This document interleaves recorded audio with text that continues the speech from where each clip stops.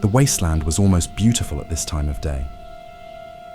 The sun had just begun dipping below the horizon, highlighting the desert in an ethereal orange glow. It was contrasted with faint pale green highlights from areas of a concentrated radiation level.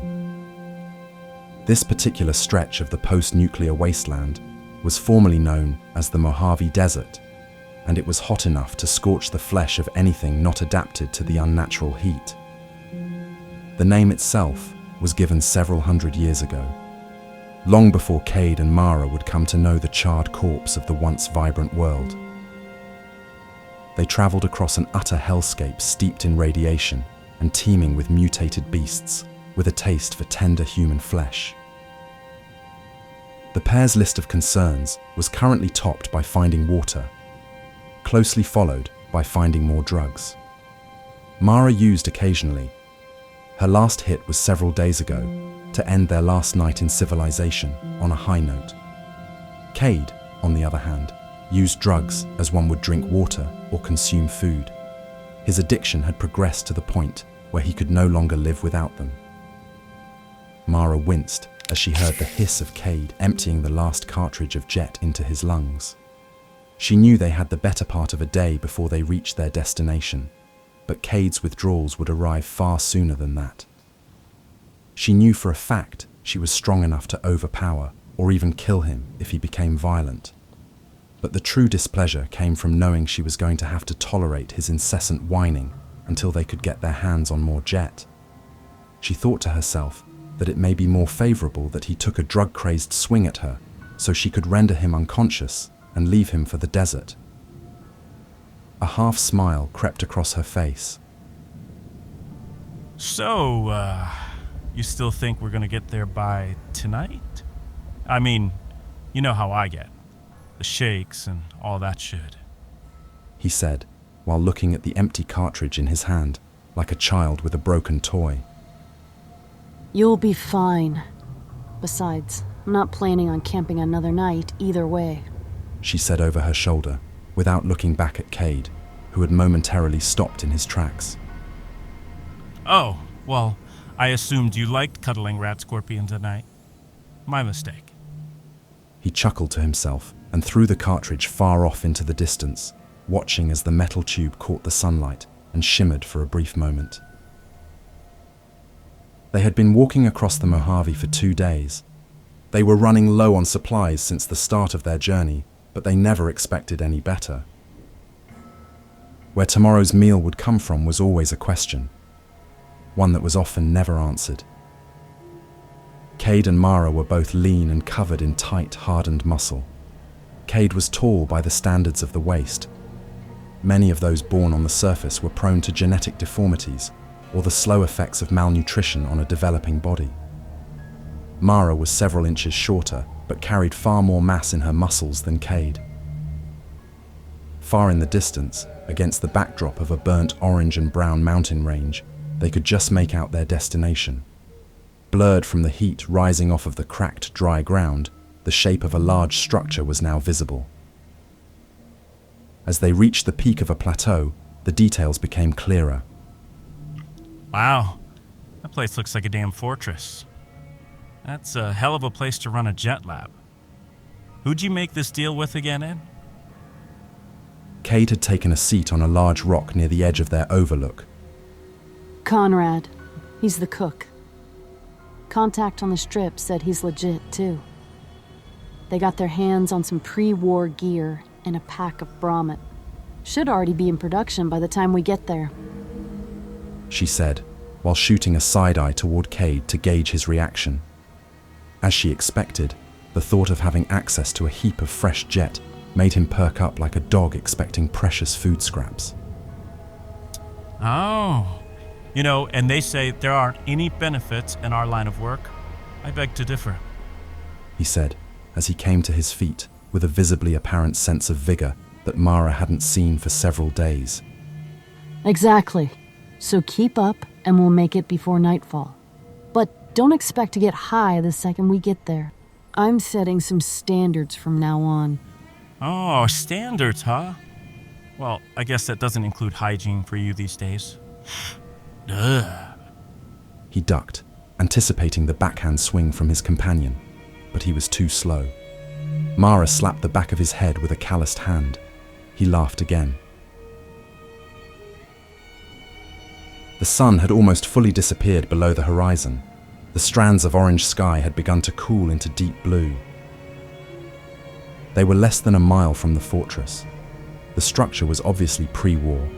It was made out of an ancient style of carved stone that was no longer manufactured in the wasteland, either from a lack of equipment or practical knowledge of masonry, a craft that had been bastardized beyond any semblance of elegance in the world that came after. The walls that surrounded the interior of the fortress were at least 20 feet tall by Mara's approximation, with a tower on each of the four corners reaching twice that height. Narrow slits were placed at intervals all along the top half of the wall. Two massive steel doors glimmered against the sunlight. It sat atop a natural hill, giving it a clear view for the several miles of low valley surrounding it. What was most striking was that this place appeared to have been completely untouched by the bombs, suffering only the natural decay of time. There's our new nest, Mara said while she admired the clear defensive superiority of the structure, a design philosophy that had been crudely imitated since its pre-war renaissance. If someone fired at us with a sniper from up there, you think we'd hear it first, or would we get hit first? Cade said while scratching at his sunburnt arms, which had turned candy pink. His paranoia was exacerbated by his withdrawals. Cade fidgeted and scratched again at his arms in the silence, while Mara weighed the rationality of what he had said. She brushed the concern aside after reassuring herself that the contact said the operation was still hot and likely had little to none in terms of hired guns. Mara was a crack shot herself. Cade complimented her with his skill using improvised explosives and heavy weapons. Together, they could overwhelm a group of a dozen or more given enough time to prepare. They made for an easy sell when the job came across them in the Vegas Strip. Hired guns wanted, hot operation with benefits, the handout had read. If you hung out around the right bar and knew the right people, these handwritten notes would often find their way into your pocket, sometimes without knowledge of it ever happening. Mara was intrigued at the benefits segment and did some digging to find the contact. On the Strip, the jobs that contractors wanted to keep under wraps weren't discussed openly. The story she was told was that one of the Strip's best chemists decided to cut ties with his current employer and start his own operation. Jet was selling fast on the Strip, and the chemist planned on undercutting the ridiculous prices being charged. A move like that would get you hung, flayed, or worse, depending on who you double-crossed. The key element in the move was the location. Not only was the fortress far from the Strip and easily defensible, but it was also abandoned since the war, seemingly undiscovered. How a chemist came to know such a place existed deep in the desert was still unknown. Mara didn't need an answer. The pay was enough, and could be her ticket out of this life for good. Cade was sold on the proposal from the start.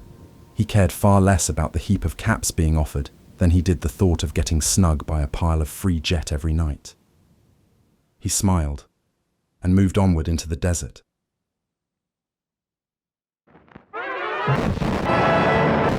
Following atomic annihilation of this great nation of ours may fall to our American way of life. Isn't it grand? Peace, freedom, and bacon and eggs. Seems perfect. But in the aftermath of the Great War, the world was reduced to ash and ruin. Cities that once stood as symbols of human achievement became desolate graveyards. The year was 2077, and the culmination of decades of tension between global superpowers, the United States and China, finally erupted in nuclear devastation. The world unleashed its nuclear arsenal upon itself, and in mere moments, the landscape of the Earth was changed forever. In the wake of this cataclysm, the few who survived unscathed did so in underground vaults or in the deep recesses of forgotten places. For the unlucky masses, survival meant navigating a new, hostile world filled with radiation, mutated creatures, and the constant threat of death. It was a new beginning, but not one of hope. It was one of survival. Before the world crumbled into this apocalyptic state, mankind's ambition reached far beyond the bounds of nature. As the world teetered on the brink of collapse, scientific endeavors continued, spurred on by the war. Humanity had already pushed the boundaries of its own existence with nuclear power, robotics, and genetic engineering. This desire to perfect life, to control evolution itself, would lead to the creation of the creature that would haunt the wasteland for centuries.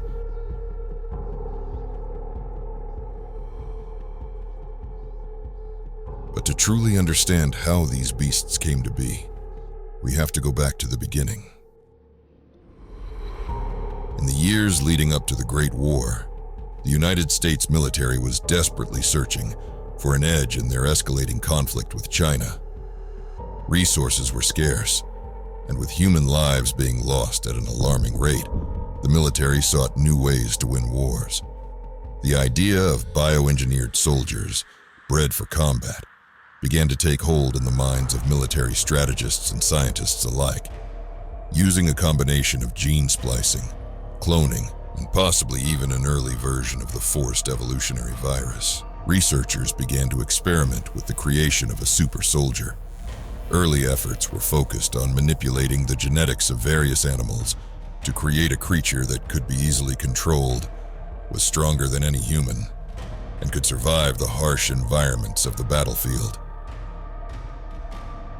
One of the species selected for this experiment was the Jackson's chameleon, a large reptilian species known for its adaptability, rapid growth, and inherent toughness. The idea was to take these traits and enhance them further, creating a creature that could operate in environments where human soldiers could not. Under the oversight of the United States government, research and development on this new soldier began. The results, however, were far more terrifying than anyone could have imagined.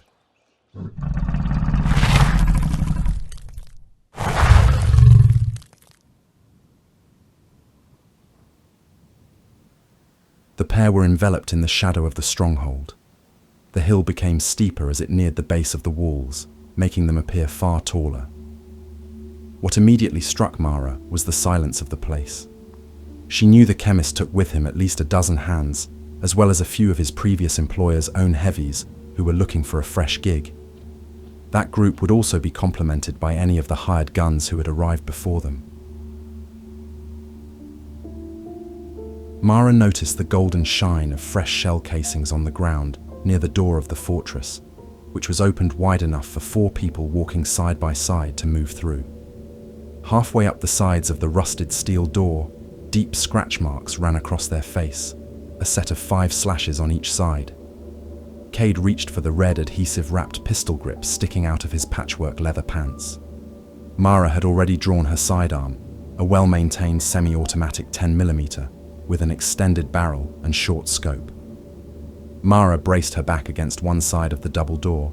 Cade followed her lead on the adjacent side, his pistol drawn and shaking in his hands. His sunburnt cheeks became even more red when he glanced at Mara, who was giving him a raised eyebrow. I fucking told you so, he said in a harsh whisper. Mara raised a single finger to her lips and then motioned towards the opening between them. Cade swallowed hard and said another curse under his breath before swinging himself down onto a knee on the inside of the doorway, pistol drawn. At the same moment, Mara stepped out from her cover and stood just above Cade, narrowing her eyes into the short scope of her 10mm. They held the position for several moments before slowly lowering their weapons. The inner courtyard was barren, littered with occasional mounds of sand that had blown in and built up over time. They could make out tracks through the sand in crisscrossing directions, too many to count. and even more shell casings of various calibers, some of which several times bigger than a human finger, covering most of the space. Oh fuck. This doesn't look good. Cade said as he came to his feet, taking one of his hands off his pistol to scratch at a patch of peeling skin on his arm. You think it was somebody from a strip? No, too fast. He kicked at a pile of golden casings. Raiders, maybe? Mara held her pistol out at full length as she took one slow step after the other into the courtyard, scanning the entrances to several small buildings that lined the edges of the inner wall. A large two-story structure was directly opposite the main entrance. On a corner adjacent to the entrance was a partially covered outdoor enclosure. Animal pens, Mara assumed.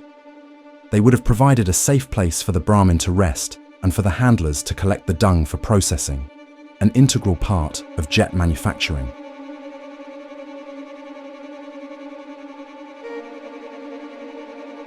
The insides of the pens were painted in red.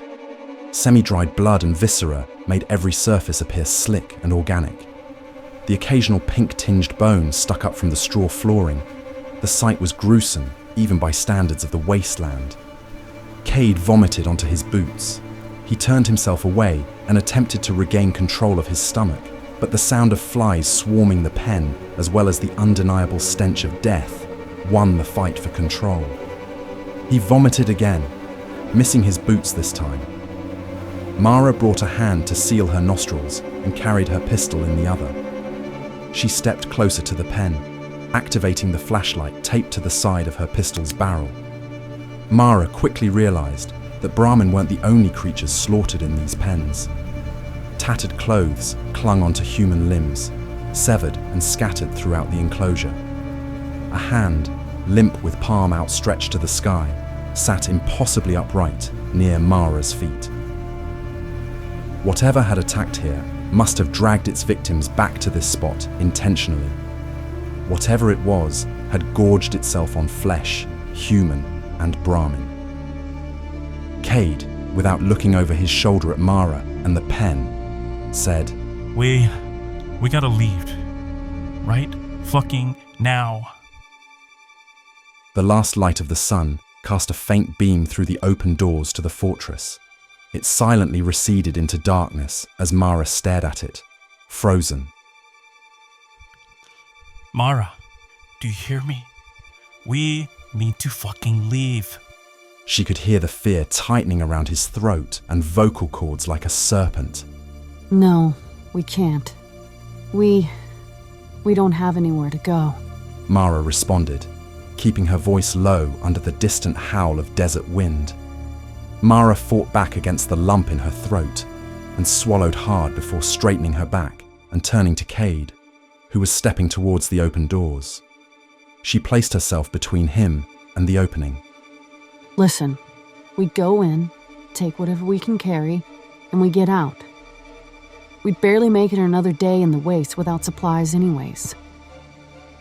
She grabbed his hand wielding the rusted pistol and slapped it against his chest. Cade straightened and met her gaze. So pick up that fucking gun, grow a pair, and cover me at that door.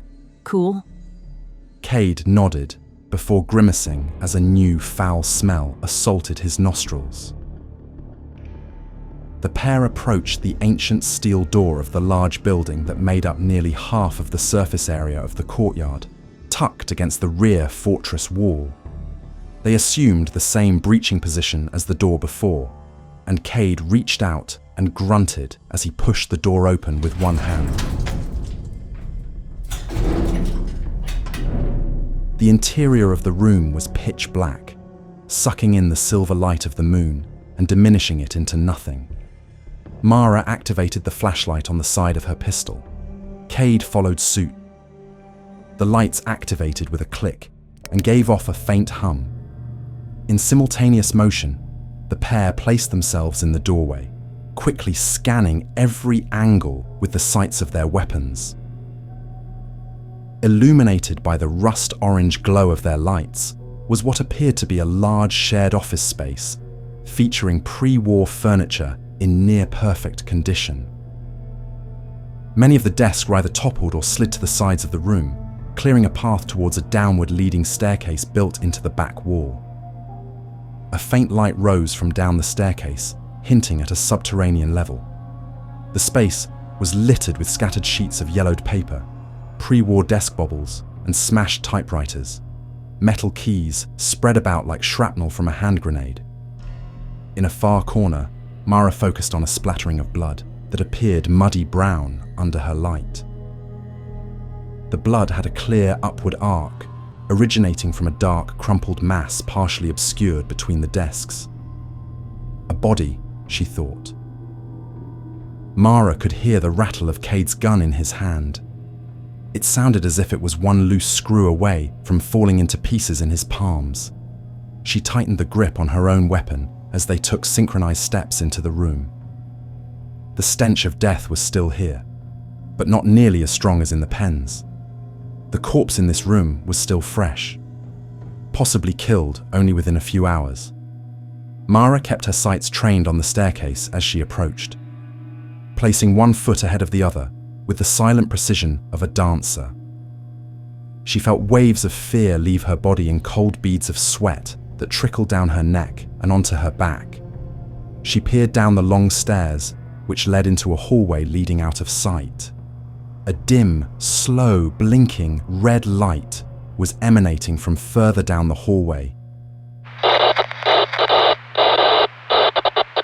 A buzz like a hornet trapped inside a tin can erupted from a device on a wall nearby. Cade and Mara raised their weapons in an instant, but lowered them shortly after. A pre-war intercom was mounted on the wall. A green light was glowing beneath the honeycomb-covered speaker, indicating someone was attempting to communicate to them from a different terminal. All right, listen up, you crusty fucks, because I only have enough time to say this once. A voice so garbled, Mara had to strain to understand the words. Cade leaned close to the device and scratched at his ear. Something's coming for you. Real big, real ugly. It's gonna be pointless to fight. You'll just piss it off. That leaves you with two options. Option one is to make for the wall.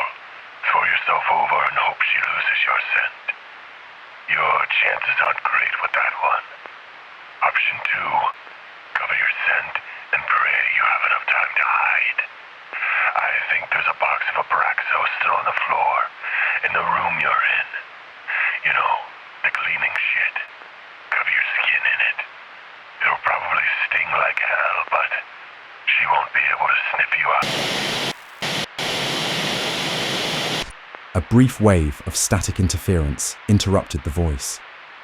Cade tapped the vibrating metal box with the hilt of his pistol. So, for what it's worth, I hope you at least survive a little longer than the last one. The sound of a button being released on the other side of the intercom was the last thing they heard before the thing fell silent. The pair moved after only a moment of quiet processing. Mara fell to the floor and brushed aside papers and empty cardboard boxes, looking for the iconic light blue coloring of a package of Abraxo. Cade had turned and moved towards the door. After Mara realized, she dove across the floor and grabbed Cade's leg to pull him down. He fell with a thud that sent loose papers flying in the air that floated back down around them. He whipped his head to face her with a twisted frown. She brought a single finger to her lips, then gestured to the light blue box she held in her free hand. Cade made a dramatic sigh and dropped his shoulders before grabbing the box out of her hands, ripping open the cardboard top and pouring it over his arms. His sunburnt skin was engulfed in pain. Waves of fire ripped through his flesh as he yelped in agony. He dropped the box. Mara fell on top of him with a hand over his mouth and sprinkled more of the glittering white powder onto his clothes and exposed chest. He writhed underneath her and convulsed involuntarily as tears welled in his eyes. Mara lifted her hand from his mouth and began to pour the cleaner on herself. The shock of white-hot pain nearly sent the box tumbling from her hand. Cade let out a low howl as he crawled across the floor to the nearest desk. A moment later, Cade's voice caught in his throat as he heard a sound that shot spears of ice down his spine.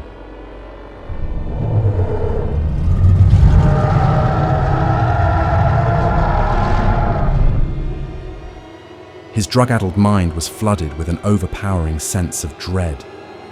His eyes bulged as his fingernails scraped at the concrete floor. His legs became blocks of stone. He wept and made desperate whimpers as he dragged himself across the top of a desk with a newfound rush of hot adrenaline in his body, melting away the stone on his legs just as soon as it had formed. He tumbled onto the floor and slid himself underneath the desk. Mara felt the warmth leave her body and was suddenly unable to recognize the skinny man crawling away from the door. She froze for a moment, watching his pathetic scramble, before dumping the rest of the Abraxo onto her skin. She narrowed her shoulders to squeeze herself into a locker, stepping backwards and sealing herself in. She slumped as low as her knees would allow and peered out through a row of thin slits in the metal. Silence. A silence more deafening than the roar she heard just moments before. And then...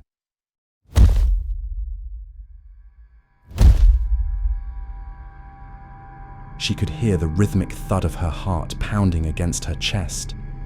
A rock formed in her throat that made it impossible to swallow. She slowed her breathing. A shadow formed in the moonlit doorway. Mara cursed herself. The door. The goddamn door, rookie. Would it have even mattered? She asked herself before she sucked in one last breath of air.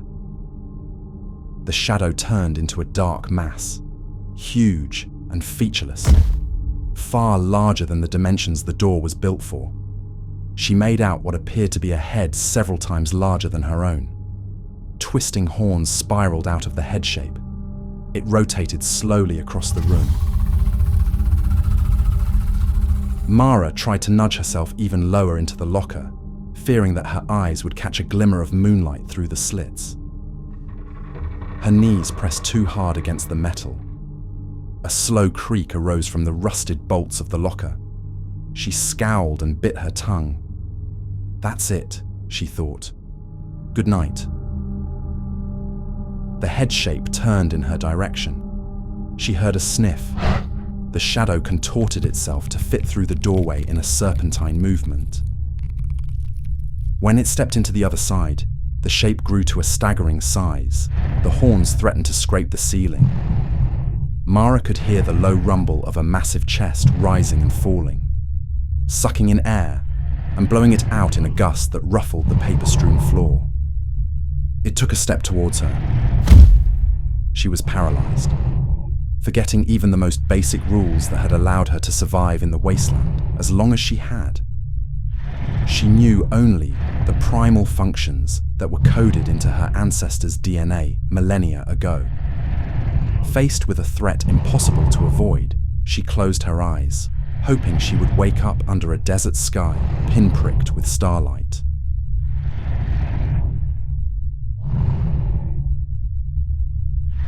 She could feel its breath now. She could feel the gravity of the massive shadow, inches away from the locker, analyzing the scent of fear mixed with Abraxo from within. She reached for the grip of her pistol, unlatching it from the holster. A click. Barely audible yet, she could hear the instantaneous recognition of sound from the head shape.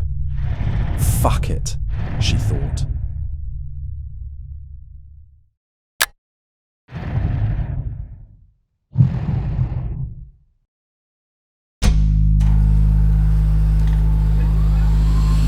A blinding flash of white light from beyond the doorway. A screeching mechanical noise, like the metal box in the wall, but several magnitudes louder. The symphony of the fortress's electrical system powering on. She heard at least a dozen mechanical devices spring to life in the courtyard. Metal clicks and the whirs of fan blades starting.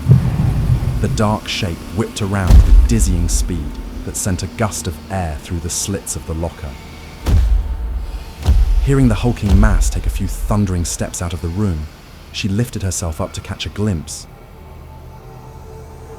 She witnessed a tail, muscular, plated in a hard carapace, and spiked along its length. The tail was at least a foot in diameter, likely thicker at its base. It whipped the side of the doorframe with a thud as it fled the room. Then, barely audible over the chaos just outside, the metal box on the wall sprung to life once more. You've got about 30 seconds. If you want to live, come downstairs. There's a bulkhead door opening now. She won't be able to get through it. It'll close behind you. Run. Cade dashed out from behind his hiding place and tumbled down the stairs. Mara swung open the locker and followed her partner. The staircase went down 30 feet in one continuous flight. At its end, a steel door was partially upheld into the ceiling via a mechanical lift. Along the walls on each side were reinforced windows into what appeared to be labs of some kind. Testing equipment and glass tubes sat on polished aluminum surfaces. As they sprinted down the corridor, the bulkhead door began its slow descent to close off the hallway. They ran faster. Oh fuck, I can't believe this guy. Cade protested, nearly out of breath. Cade easily ducked under the closing door. Mara, just behind, fell into a slide across the floor. Her momentum carried her just under the bottom of the steel door before it slammed shut. A gear system beside the frame moved thick steel bars across the width of the door, locking in place with a series of thuds.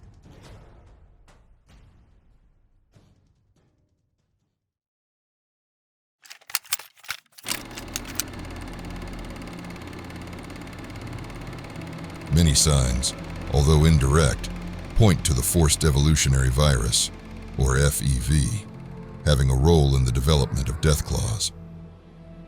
Originally designed as a means to enhance human abilities, the FEV had been used in other government experiments with varying degrees of success. The virus was capable of inducing rapid mutations in living organisms, leading to enhanced strength, speed, and durability. If FEV was applied to the Jackson's chameleon, the results would embody the physical descriptions of a Deathclaw's mutated form perfectly. Though this is still largely conjecture, the specifics of the experiment remain hidden to us. Whatever the means, the result was an extreme mutation in the chameleon's physiology, causing it to grow at an unprecedented rate. The resulting creation was a towering, bipedal reptilian beast, standing nearly 10 feet tall and possessing incredible strength. Its skin became thicker, tougher, and resistant to most forms of damage. Its claws grew to a terrifying length of over 15 inches, and its agility was unmatched by any natural predator. This was the birth of the Deathclaw, the U.S. government's most lethal weapon that would never see the battlefield. The idea was to deploy these creatures in battle, using them as shock troops in urban combat environments or in regions too irradiated for human soldiers to survive. The day the bombs fell, these plans were put to a permanent end. The scientists, soldiers, and government officials who had been involved in the project were killed or driven into hiding, and the Deathclaws, along with other bioengineered creatures, were left forgotten in government facilities. As the years passed and the world of the pre-war society crumbled into legend, the Deathclaws eventually escaped containment and thrived in the brutal environment of the wasteland. Though based on the timing of some of the earliest known sightings, we can gather that they were largely reclusive for many years following the Great War. These creatures found themselves free from the confines of human control. In the irradiated wastelands, they adapted to their new environment, using the skills they had been genetically enhanced with to survive. Over time, their numbers grew. They began to evolve naturally, developing a variety of subspecies depending on their environment. The lack of human oversight meant that these creatures followed their instincts, hunting and killing to maintain dominance over the territories they claimed. The Deathclaws became one of the wasteland's most feared predators. Their name passed from settlement to settlement in whispered warnings. In the early years after the bombs fell, many believed the Deathclaws were nothing more than myths, stories told to scare wastelanders and travelers from venturing too far into the unknown. But as settlements grew and explorers ventured further into the irradiated ruins of the old world, sightings became more frequent. These creatures were not only real, they were deadly, designed to hunt human beings. Some of the first known encounters occurred near Vault 13 in former California. Stories spread to the city of Shady Sands, then across the West. It was here that the Deathclaws began to cement their place in post-war folklore. Scavengers, settlers, and mercenaries alike fell victim to these monstrous beasts, and soon, the Deathclaw would be known as the Devil of the Wastes. There are also many confirmed sightings from members of leading factions across the wasteland, adding to the validity of their impact. The Brotherhood of Steel, a stalwart and advanced organization dedicated to preserving the technology of the past, encountered Deathclaws during their many expeditions, becoming legendary among its warriors. The new California Republic, which sought to restore order and civilization to the west coast of the wasteland, often found itself battling Deathclaws as they expanded their territory. The reptiles thrived in the hot, desolate climate of the western United States. Even the enigmatic Enclave, remnants of the old United States government, were aware of these creatures from their hidden bases across the wasteland. But where others saw a threat, the Enclave saw an opportunity in these beasts. The Enclave sought to continue the work of the pre-war government, including its genetic experiments. They captured and bred Deathclaws, manipulating their genetic code even further. The result would colloquially become known simply as intelligent Deathclaws. Creatures capable of limited speech and higher reasoning. These intelligent Deathclaws were considered an immense success by the Enclave. The creatures were put to work quickly under their new masters. After their first successful deployment, stories suggest that the Deathclaws began to question their masters before ultimately abandoning them.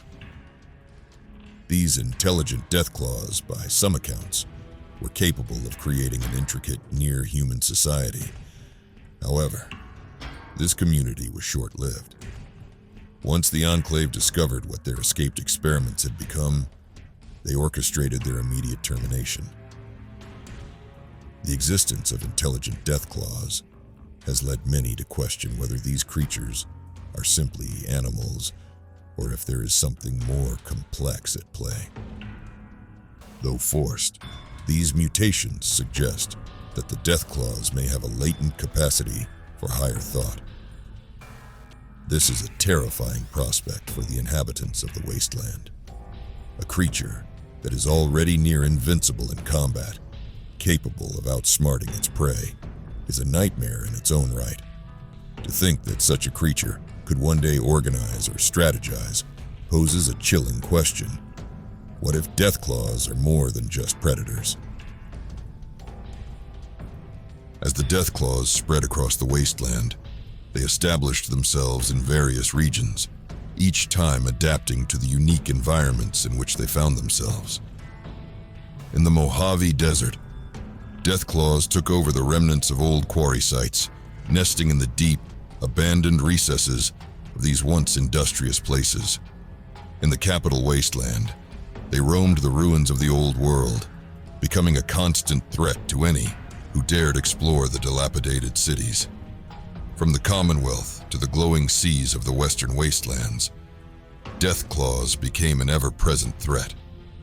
They thrived where others struggled to survive, their bodies adapting to radiation and their minds honing the instincts needed to maintain their place at the top of the food chain.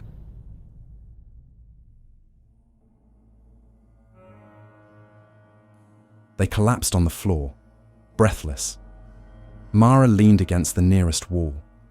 The room they were in now appeared to be a research center, filled with pre-war computers and technology neither of them understood the purpose of. Large steel cabinets with windowed faces housed rows of spinning black tapes mounted beneath devices that appeared to be transcribing words onto traditional paper, spitting the finished product through a thin slot near the bottom. A paper slid out to the floor, joining a pile of identical sheets.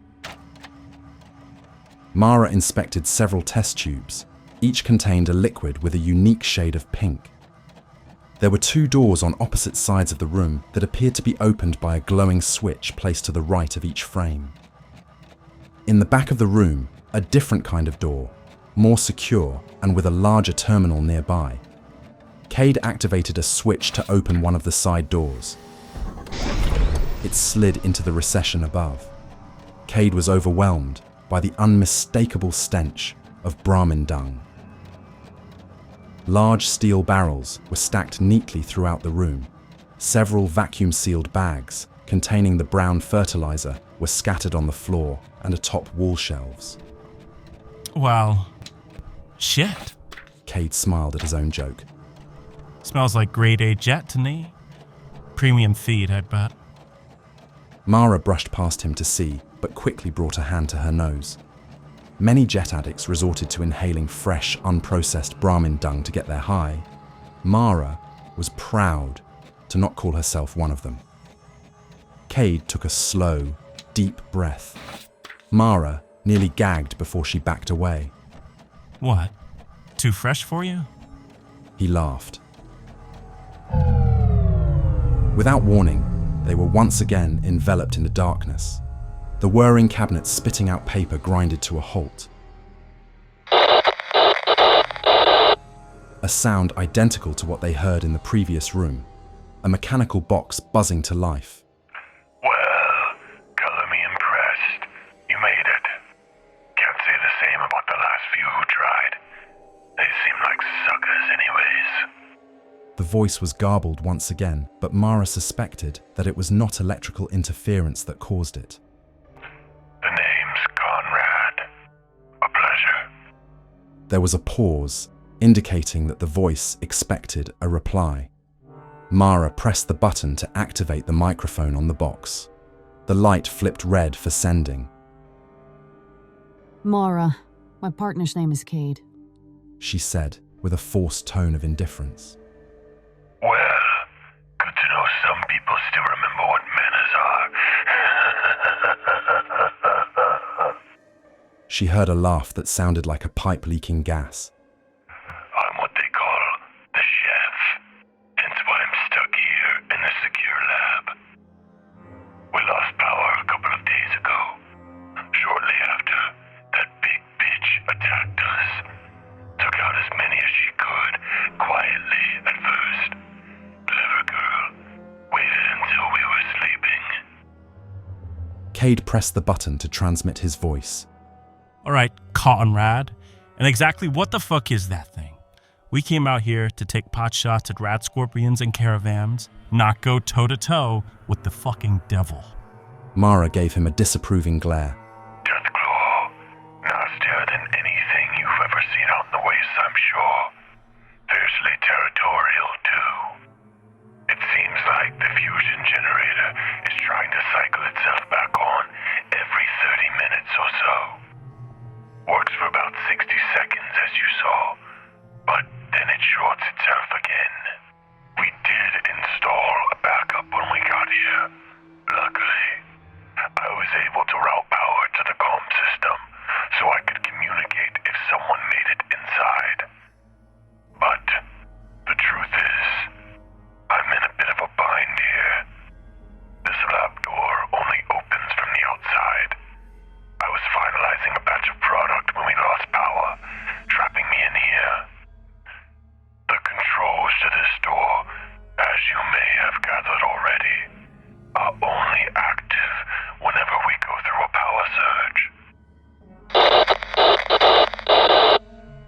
wave of electrical interference passed between the two comms devices.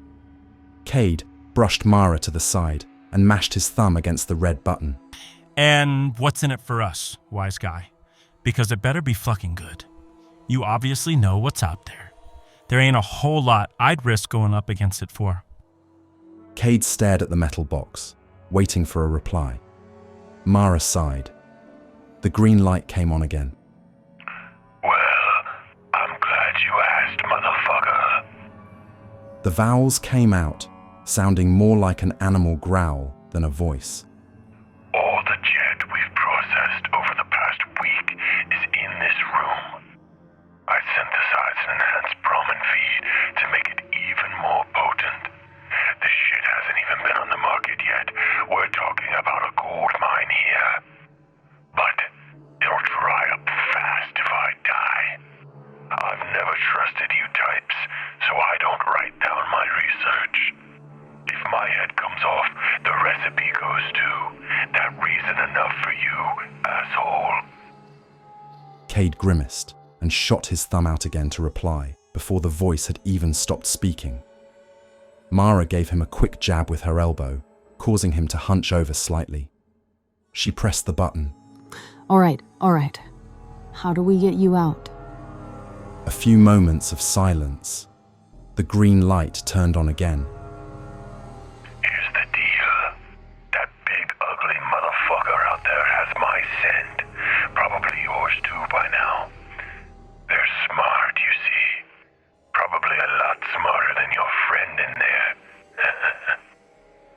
She knows I'm the only one she hasn't killed yet. My guess is that she started nesting here shortly before we arrived. Probably burrowed somewhere outside the fort, along the hill. Waited for a bit and watched. How we didn't see her, I don't know. But you can bet your ass she won't leave until we're dead. We're gonna have to kill it. The green light flipped off, anticipating a response. And how exactly are we going to do that? She didn't feel the need to ask anymore beyond that. Green light on again. Well, I happen to have a plan you two might enjoy. You see, I've got a key that unlocks the armory outside in the courtyard. This place was a military outpost before the war, and they're bound to have some sweet shit stashed away in there. Only problem is, she comes back whenever the power cycles. Probably expecting me to make a run for it. Bastard. So, when the power does cycle on, one of you can use the terminal nearby to get me out. But I'm also gonna need some time to get up there and crack the armory. So, we'll need a distraction. When the lights are on, the bulkhead will open automatically before it closes again. Someone will have to head upstairs to the southeast tower. There's an alarm system up there, wired to the backup generator, so it'll stay on even when the power goes out again. Trigger that, and then run like hell. She'll hate the noise, but she'll hate the automated defense system even more. Between that and whatever we find in the armory, I give it 50-50 that we come out on top, with our heads still intact. Silence. Mara pressed the button. All right, we're in. Cade will let you out. I'll make for the tower at the same time. Cade opened his mouth as if to protest, but seemed to have an epiphany about what would be waiting for him on the other side of the door. Fresh jet. Cade nodded with a smirk. Fantastic. The three of us can all get ripped apart together.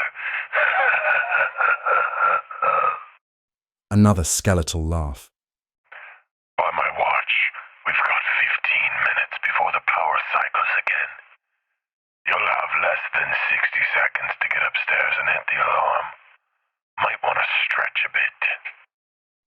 The light faded.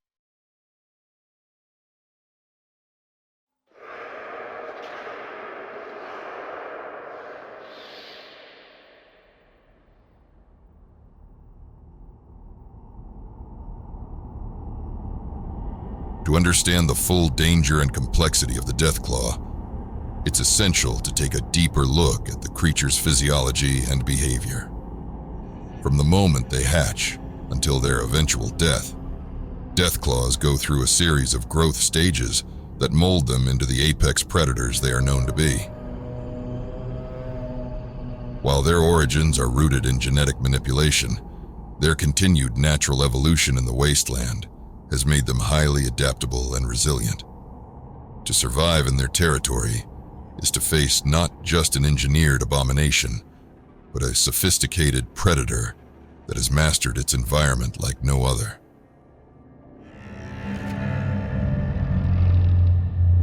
Deathclaws are oviparous, producing their young through eggs. These eggs are usually laid in well-hidden nests, often deep in caves or abandoned structures that offer protection from other predators or scavengers. The eggs themselves are large, leathery, and tough to the touch, perfectly designed to protect the developing young from the harsh conditions of the wasteland. A mother Deathclaw will guard her nest with unabated ferocity, knowing that the survival of her offspring depends on her vigilance. It is in this early stage that the Deathclaws exhibit one of their few nurturing behaviors, the instinctual drive to protect and rear their young. Once the eggs hatch, the Deathclaw pups emerge, small, scaly, and vulnerable. However, their growth is rapid, and within weeks, they begin to display the characteristics that make them such effective predators. Even at this early stage, their claws are sharp, their muscles developing, and their instincts finely tuned to hunting. Pups remain with their mothers for an extended period, typically several years, during which time they learn the essential skills of survival. They watch and mimic the hunting techniques of the adult Deathclaws, gradually learning how to track, ambush, and kill prey. This stage of life is critical, as the lessons learned here will determine their success as hunters once they reach maturity. As the Deathclaws grow, their physical traits become more pronounced. By the time they reach adolescence, Deathclaws are already towering creatures. Their thick, reptilian hide, covered in scales and leathery armor, provides them with a near impenetrable defense against most conventional weapons. Their large, muscular bodies enable them to move with surprising agility for creatures of their size, making them deadly in both close combat and when pursuing prey. Their claws are their primary tool, and for good reason. They have evolved to possess a length up to 15 inches and have the strength to easily bisect flesh, stone, and all but the strongest metals. Standing between 9 and 10 feet tall, they weigh upwards of 500 pounds, their bodies designed for both power and speed. Their horns, often jagged and sharp, jut from their heads like natural weapons, used to ram or gore enemies when in close quarters. Their long tails serve multiple purposes, from balance to blunt force attacks. A single swipe from a Deathclaw's tail can knock a human off their feet or deliver a fatal blow to smaller creatures. Their sense of smell and hearing is also unnaturally precise. Those who stumble around the wasteland with heavy feet and a strong odor will meet a swift end should they wander even close to a den. While the adult Deathclaw is often considered a solitary creature, there are many instances where Deathclaws will form packs, often led by an alpha male or a matriarch. Likely a result of their engineered purpose to operate in small strike teams, these packs tend to form in areas with abundant food sources or where territory is fiercely contested. In such instances, Deathclaws can demonstrate a surprising level of social organization. The alpha male, typically larger and more aggressive than other members of the group, leads the pack, establishing dominance through sheer strength. In contrast, matriarchs command respect through cunning and intelligence. They are highly protective of the young in their care and will defend them until their final breath. One of the most remarkable things about Deathclaw behavior is their territorial nature. Deathclaws are fiercely protective of their territory, and once they establish a hunting ground, they defend it with unmatched ferocity. This territoriality is most observed near nests, where females guard their eggs and pups with a level of aggression that can outmatch even the most dangerous predators in the wasteland.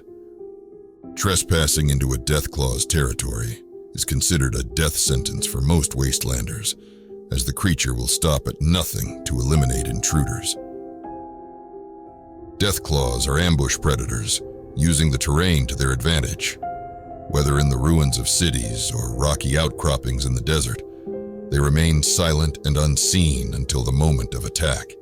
Their agility allows them to cover ground quickly, and before their prey has a chance to react, the Deathclaw is already too close. Their speed is their greatest asset in hunting, despite their size, often closing the distance between themselves and their prey in a matter of seconds. This leaves little room for defense or counterattack. Once in range, they use their claws to disable or kill their prey with precision, often aiming for vital areas like the throat or chest. As apex predators, Deathclaws have a wide diet, primarily consisting of large wasteland creatures like Brahmin, radstags, and yaoguai. However, they are not above hunting humans or ghouls if the opportunity presents itself. While they prefer to stalk and ambush their prey, Deathclaws have been known to aggressively pursue targets over long distances if they are sufficiently hungry or threatened, or, in some cases, when an intruder threatens their young. Their hunting techniques are varied and often depend on the environment in which they find themselves. In urban ruins, they use the broken infrastructure to stay hidden and launch surprise attacks. In open desert regions, they use speed and overwhelming strength to overpower their prey. Over time, Deathclaws have continued to evolve, transforming to meet the demands of the varied environments of the wasteland. Notable variants are named colloquially, such as the albino Deathclaw, which is distinguished by its pale skin and enhanced aggression. These Deathclaws are often the result of mutations caused by extreme levels of radiation. Despite their coloration, albino Deathclaws are no less dangerous than their standard counterparts. In fact, many believe that the albino's skin is harder than that of their dark-scaled siblings. Matriarch Deathclaws have also been observed in the wild, often larger and more powerful than the average female, likely having assumed the alpha position through pure ferocity.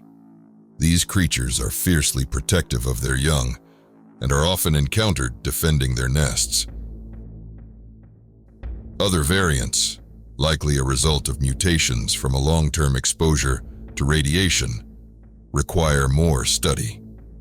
Stories include mutated crosses between an American alligator and the Deathclaw, colloquially known as the gator claw, as well as Deathclaws covered in a thick layer of fur. One of the most intriguing of these variants is the chameleon Deathclaw. True to its name, this variant has developed the ability to blend into its surroundings, rendering it nearly invisible to the careless observer. The chameleon Deathclaw's skin contains cells that can change color to match its environment, making it a highly effective ambush predator. While other variants rely on brute force and speed, this variant will often remain hidden, stalking its prey for long periods, waiting for the perfect moment to strike. When it does attack, it's with a level of precision that few can defend against. Its ability to disappear into its surroundings also makes it difficult to track or target with ranged weapons, leaving few options for those unlucky enough to encounter one. The key to surviving a chameleon Deathclaw attack is awareness of your surroundings. However, even the most prepared wastelanders know that the best strategy is often to avoid these creatures altogether. The true extent of their genetic diversity may never be fully discovered. If all other options have been exhausted and conflict becomes unavoidable, the most effective strategies involve long-range weaponry and powerful explosives. Ranged weapons, such as high-caliber rifles, allow wastelanders to engage Deathclaws from a distance, taking advantage of the creature's limited range of attack. However, Deathclaws are highly resilient, and it often takes multiple shots to bring one down. Energy weapons, such as plasma rifles and laser weapons, are also somewhat effective, particularly when targeting the Deathclaw's vulnerable spots, such as its eyes or underbelly.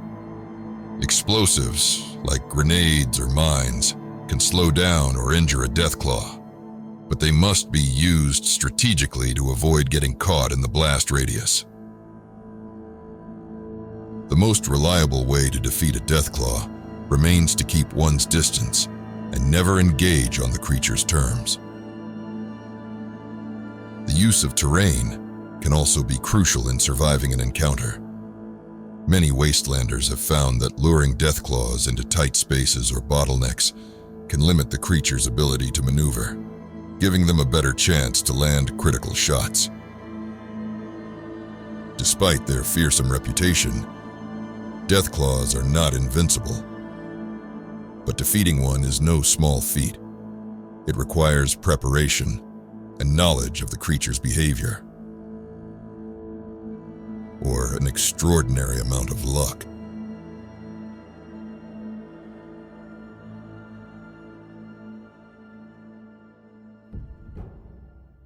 Mara crouched in front of the massive steel bulkhead. Cade positioned himself in front of the terminal that opened the secured lab. For several minutes, they each waited in silence, shrouded in cool darkness. Mara could feel her heart thumping again. What if it was waiting just outside the door?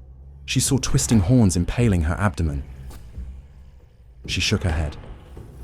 No, it'll be gone. It never even knew we were in here. She reassured herself, but the dissenting voice of fear made a strong case. Cade shook uncontrollably, the peak of jet withdrawal.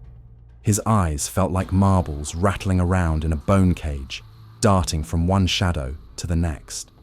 His breathing rapid. He anticipated the blinding lights, worrying his heart would stop the moment they turned on.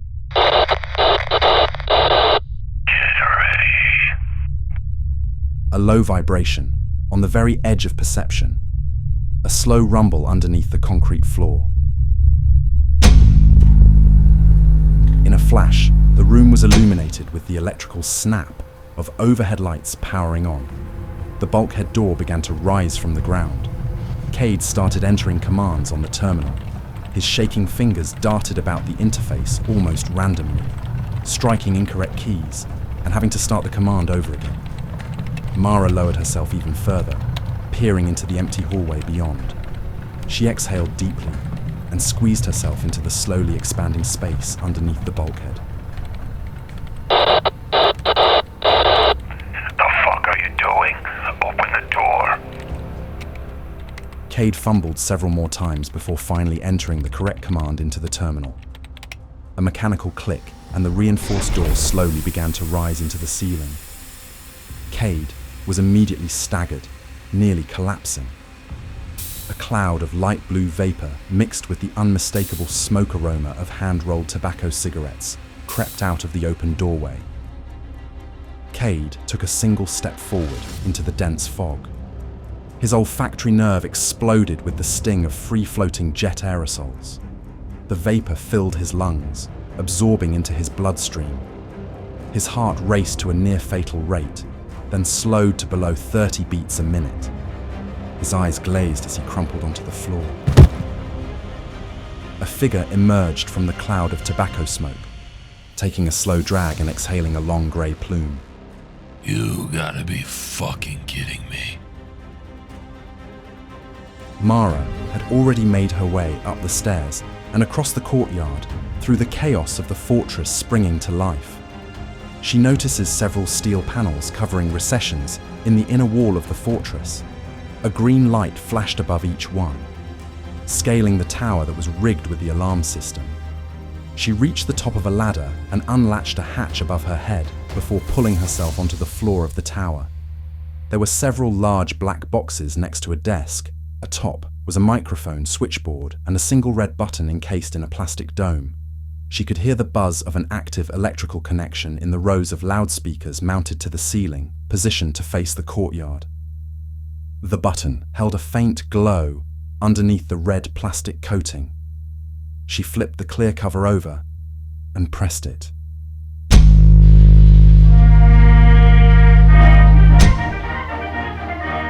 The music was deafening.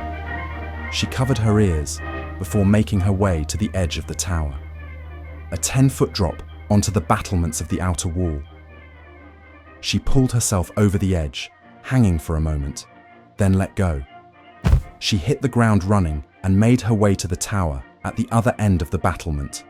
She scrambled up the wall and into an identical tower without the clutter of an alarm system.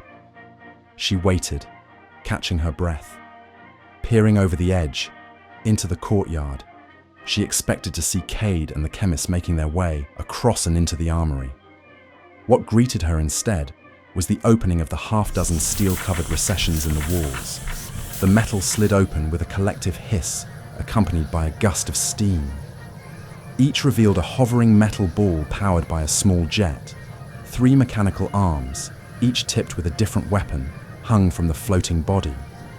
Cameras mounted inside smaller round balls served as eyes, each swiveling and moving independent of each other. They were painted military green. Stamped on the ball in white lettering was a string of numbers followed by the word Gutsy. This is the protection of the U.S. Army. Remember yourself or be prepared to defend yourself. Several of the robots said in unison as they floated out of their places in the wall. The lights inside the fortress disappeared once more, leaving the courtyard illuminated by the dim emergency lights of the alarm system and the cool blanket of moonlight. Above the thundering music, a new, familiar sound.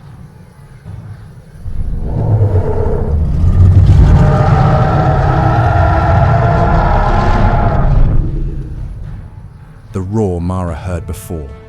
The hairs on her arms raised. She crouched beneath the half wall surrounding the perimeter of the tower.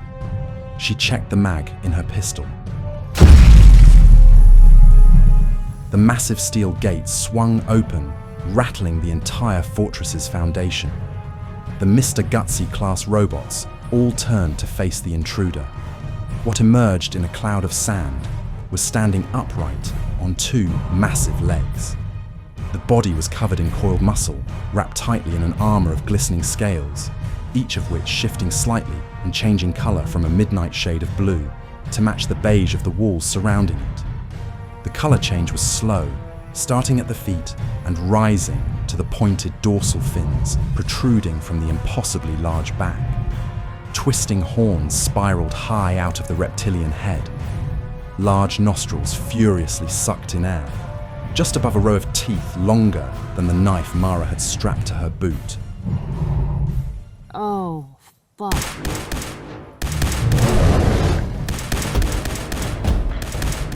The beast was covered in a red flash of laser light. Dozens of skinny beams shot from the extended arms of the robots. Slapping against the armored hide, the beams sizzled, but didn't have any stopping power against the creature. It rushed forward, clobbering the metal bodies floating throughout the courtyard in pre-simulated attack patterns. With a single swipe, 2 of the green metal bodies were sent flying into the stone wall, exploding in a flash of electricity and fire. Bolts and chips of metal showered the ground. The beast turned, pouncing on a robot that had made a flanking maneuver and positioned itself at the door. A plume of orange flame spewed out from a miniature flamethrower attached at the end of one of the spindly metal arms. The beast recoiled, shielding its face from the heat. At the opposite side of the courtyard, masked in a torrent of gunfire and red laser beams, two figures emerged from the door to the main complex. Cade was being dragged by the collar of his tattered vest by a man dressed in a dirty pre-war suit with a dark grey pinstripe pattern.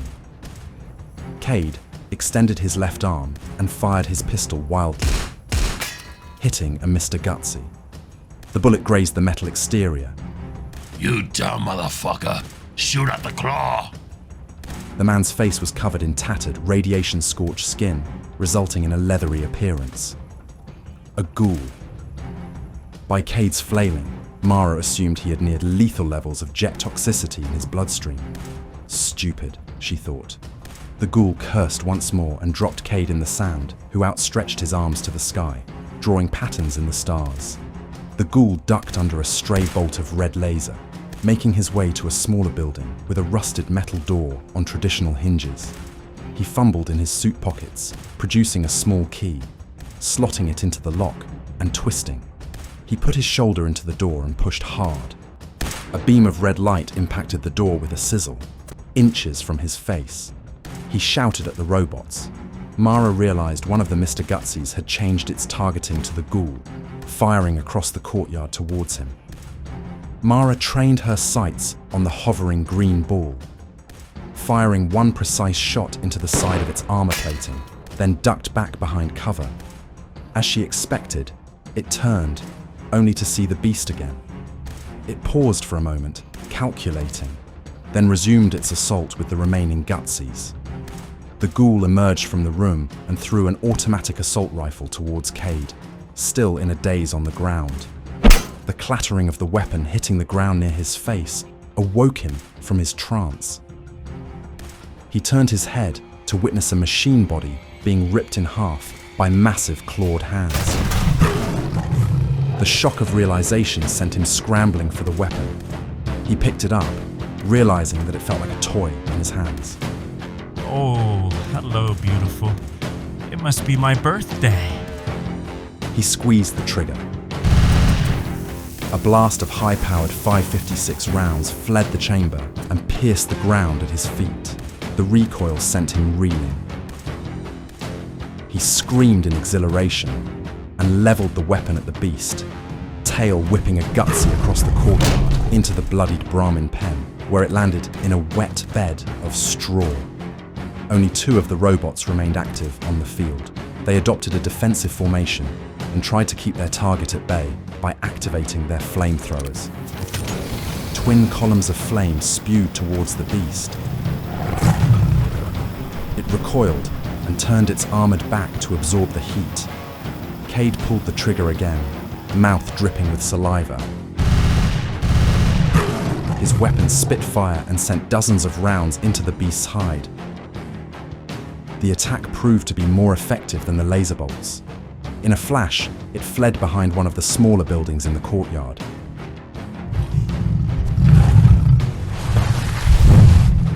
A massive hunk of metal, most of a combustion engine, came hurtling out from behind the building,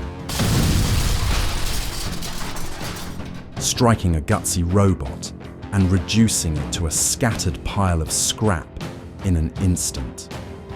Mara dashed across the battlement. She had her eyes locked on a minigun bolted onto a rotating platform atop the southwest tower. The beast made a dash out from its cover. With a single swipe, it took out the last gutsy. Now you're starting to piss me off! The garbled robotic voice buzzed as it lay motionless on the ground in a crumpled heap. Cade pulled the trigger again, landing rounds on the smooth stomach of the beast. Blood. Streaks of red were immediately visible on the soft, pale underbelly. The beast turned a shoulder to Cade to shield its underside from the hail of gunfire. It advanced on all fours with staggering speed and quickly spun to use its tail to send Cade flying. He landed awkwardly but safely, rolling in the dirt before returning to a kneeling firing position. Mara pulled the dual triggers mounted to each side of the minigun. The 6 barrels came to life and began to rotate. The barrels became a blur, and an explosion of heat and light appeared at their edge. A cluster of miniature explosions shot out of the sand. In between Cade and the beast, he dove backward to create more space. Mara planted her feet and pushed from her legs to move the ancient weapon on its mount.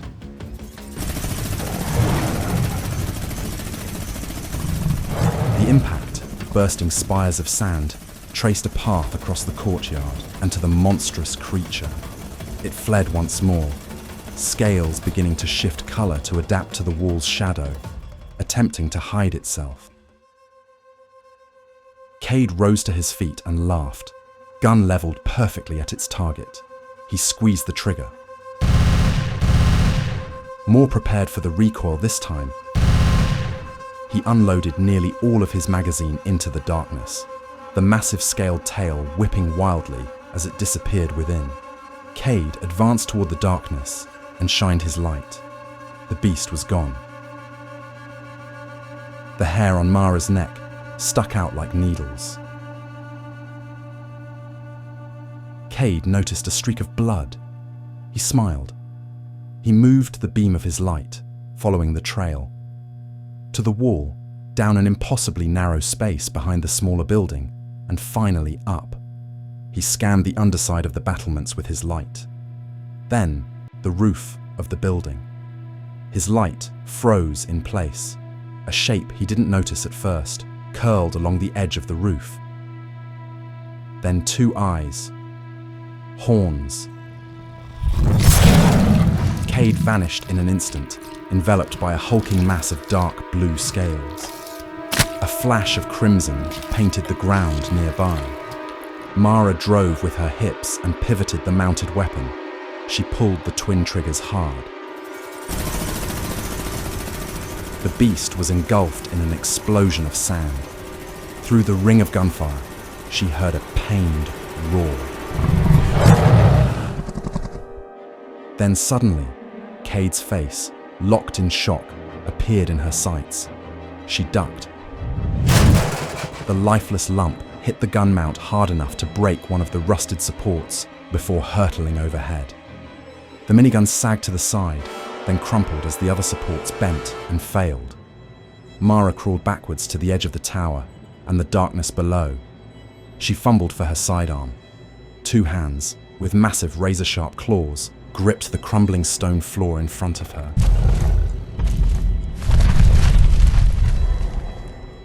Loose stone rolled off and fell to the ground. The tendons in the massive, near-human hands flexed. The horned head of the devil rose out of the darkness, bloodied, missing an eye. It lifted itself up halfway, barely fitting under the roof of the tower. The mangled jaw, lined with hard yellow daggers, opened into a black pit. Sticky lines of thick blood poured from the gaping hole. The air in front of her face became hot. A low, reptilian hiss stung her ears. Mara raised her weapon with one hand and lifted the knife from her boot with the other. A sense of calm took over her. She gritted her teeth and squeezed the trigger.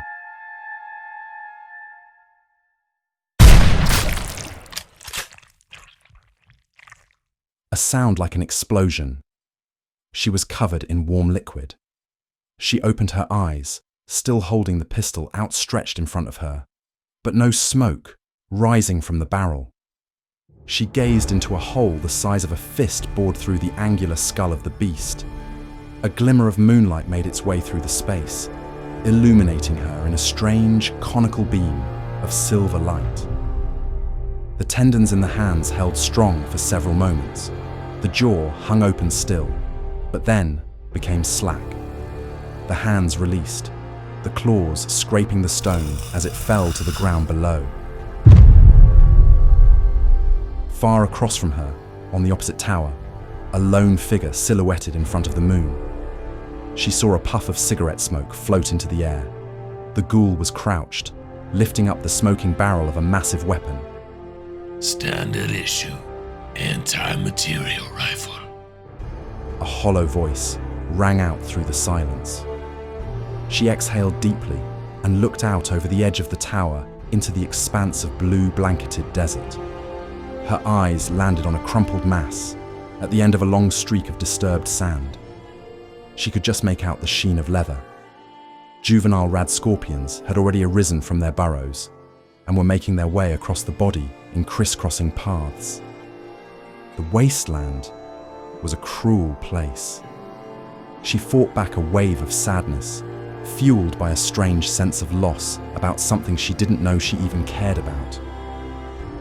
Mara arose, wiped the warm blood from her face, and made her way down into the courtyard, her long, boot-strapped knife in hand. She approached the massive dark corpse that had fallen silent. The body still gave off waves of heat. She lowered herself to the ground and began to carve. When the ghoul had made his way down into the courtyard, the massive rifle slung around his back, he froze. Mara stood up, holding a single spiraling horn nearly the length of her arm. She carved a K into its surface. Idiot, she thought. A single tear welled in her eye. She wiped it away with the back of her hand. She moved to a dismantled Mr. Gutsy and broke off the flamethrower attachment, bracing the mechanical arm with her foot. Come on. You and I have a nest to burn, right? She walked past the ghoul without looking at him. A crooked smile crept across his patchwork leather face. He checked the magazine on the rifle before turning to follow her. The corpse, bloodied and broken, once full of animalistic rage and an unfathomable intelligence, lay defeated. The singular unmaimed eye glimmered in the moonlight.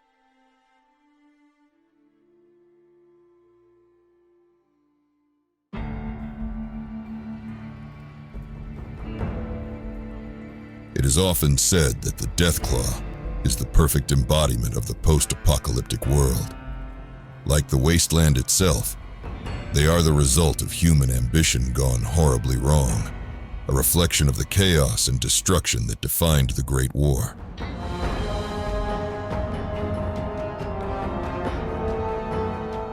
In many ways, they are a testament to the resilience of life. They were engineered to be weapons, but in the absence of war, they became survivors. While many species perished in the aftermath of nuclear devastation, the Deathclaws thrived.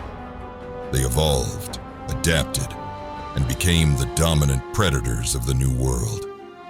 The history of the Deathclaw is not just the story of a creature. It is the story of a world brought to its knees by the very technology that was meant to protect it.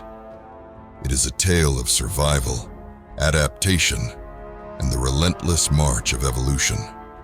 And as we venture further into the wasteland, it is clear that the Deathclaws will continue to be a force to reckon with.